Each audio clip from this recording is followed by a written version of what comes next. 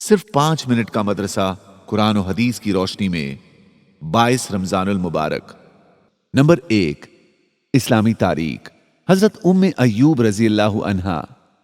حضرت ام ایوب بنت خیس رضی اللہ عنہا مشہور صحابی حضرت ابو ایوب انصاری رضی اللہ عنہ کی بیوی ہیں۔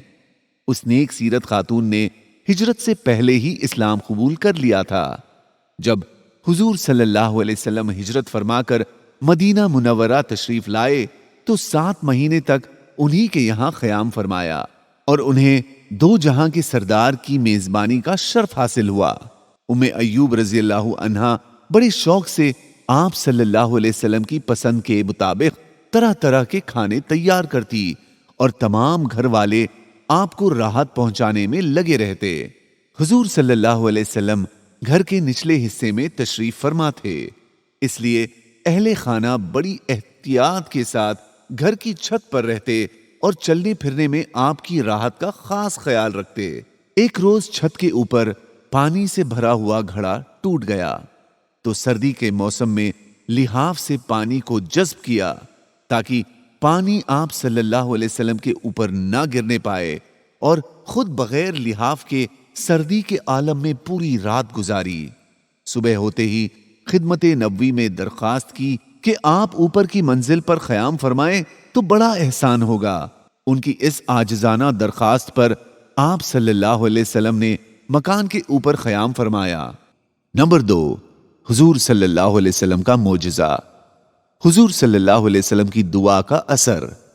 حضرت ابو لیلہ رحمت اللہ علیہ فرماتے ہیں کہ حضرت علی رضی اللہ عنہ ٹھنڈی میں گرمی کے کپڑے پہنتے اور گرمی میں ٹھنڈی کے۔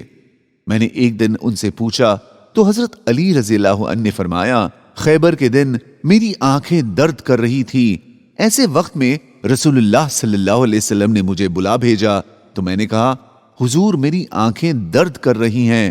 اس وقت حضور صلی اللہ علیہ وسلم نے میری آنکھوں میں اپنا لعاب مبارک لگایا اور دعا کی، اے اللہ تو علی سے گرمی اور سردی کو دور کر دے۔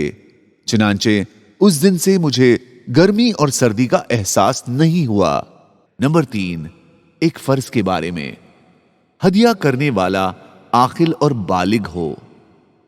ہدیے کے صحیح اور درست ہونے کے لیے ضروری ہے کہ ہدیہ کرنے والا عاقل اور بالغ ہو۔ اس لیے نابالغ اور پاگل کوئی چیز ہدیہ کرے تو ان کے ہدیے کا کوئی اعتبار نہیں ہے۔ نمبر 4، ایک سنت کے بارے میں۔ والدین کے حق میں دعا۔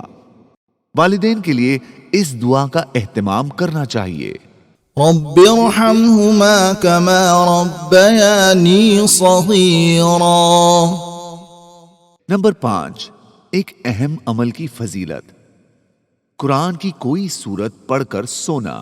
رسول اللہ صلی اللہ علیہ وسلم نے فرمایا، جب مسلمان بستر پر سوتے وقت قرآن کریم کی کوئی بھی سورت پڑھ لیتا ہے تو اللہ تعالیٰ اس کی حفاظت کے لیے ایک فرشتہ مقرر فرما دیتا ہے اور اس کے جاگنے تک کوئی تکلیف دہ چیز اس کے قریب بھی نہیں آتی۔ نمبر 6، ایک گناہ کے بارے میں۔ سونے چاندی کی زکوٰۃ نہ دینا۔ رسول اللہ صلی اللہ علیہ وسلم نے فرمایا، جو آدمی سونے چاندی کا مالک ہو اور اس کا حق یعنی زکوٰۃ ادا نہ کرے تو قیامت کے دن اس سونے چاندی کے پترے بنا کر جہنم کی آگ میں تپایا جائے گا، پھر اس شخص کے پہلو، پیشانی اور کمر کو داغا جائے گا، اور یہ داغنے کا عمل قیامت کے دن تک برابر جاری رہے گا، جس کی مقدار 50,000 سال کے برابر ہوگی، یہاں تک کہ بندوں کے درمیان فیصلہ ہو جائے گا، پھر اس کا ٹھکانہ جنت یا جہنم ہوگا۔ نمبر 7، دنیا کے بارے میں۔ دنیاوی تکلیف پر اللہ کا انعام۔ رسول اللہ صلی اللہ علیہ وسلم نے فرمایا، جب بھی مسلمان کو کوئی تکلیف پہنچتی ہے تو اللہ تعالیٰ اس کی وجہ سے اس کے گناہ معاف کر دیتے ہیں، چاہے اسے ایک کانٹا ہی کیوں نہ چبھا ہو۔ نمبر 8، آخرت کے بارے میں۔ ہر انسان اپنا کیا دھرا یاد کرے گا۔ قرآن میں ہے، پھر وہ سب سے بڑا ہنگامہ قیامت کا برپا ہوگا جس دن انسان اپنا سارا کیا دھرا یاد کرے گا اور دوزخ ہر دیکھنے والے کے سامنے کر دی جائے گی۔ نمبر 9، طب نبوی سے علاج، زخم وغیرہ کا علاج۔ حضرت عائشہ رضی اللہ عنہا فرماتی ہے اگر کسی کو کوئی زخم ہو جاتا یا دانہ نکل آتا تو آپ صلی اللہ علیہ وسلم اپنی شہادت کی انگلی کو تھوک کے ساتھ مٹی میں رکھ کر یہ دعا پڑھتے، بسم اللہ تربت ارضنا بریقت بعضنا لیشفى به سقیمنا بإذن ربنا۔ نمبر 10، نبی صلی اللہ علیہ وسلم کی نصیحت، موت کی تمنا نہ کرو۔